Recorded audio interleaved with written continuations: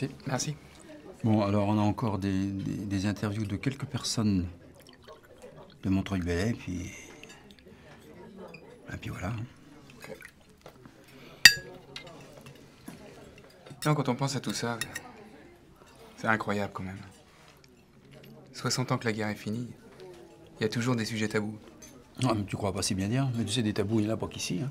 Des camps. Il y en avait partout. En France, dans toute l'Europe. Quand j'ai fait mes recherches, j'ai découvert que sur 5 millions de tziganes qui vivaient en Europe, on estime à 250 à 500 000 ceux qui ont été exterminés par les nazis et leurs alliés.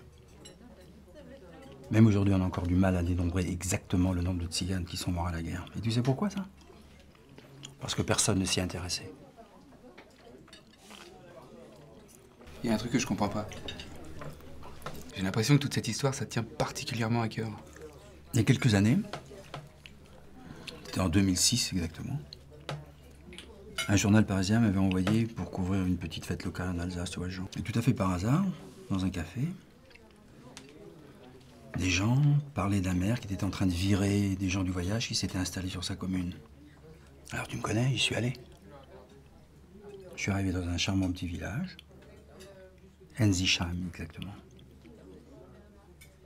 Et effectivement, le maire avait envoyé une escouade de gendarmes pour virer des Roumains d'un terrain.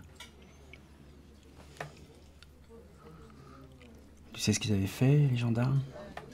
Pendant que les Roumains étaient partis, ils n'ont pas trouvé mieux que de foutre le feu aux caravanes. À leur maison, quoi.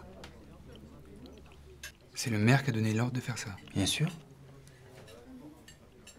Il était même sur place, le maire. Mais pour lui, c'était pas des gens du voyage, ça.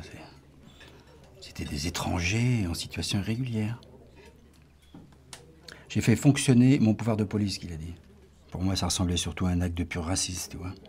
C'est ce que pensait aussi d'ailleurs le MRAP, tu sais, le mouvement contre le racisme. Et pour l'amitié des peuples, c'est ça? C'est les seuls d'ailleurs à avoir réagi.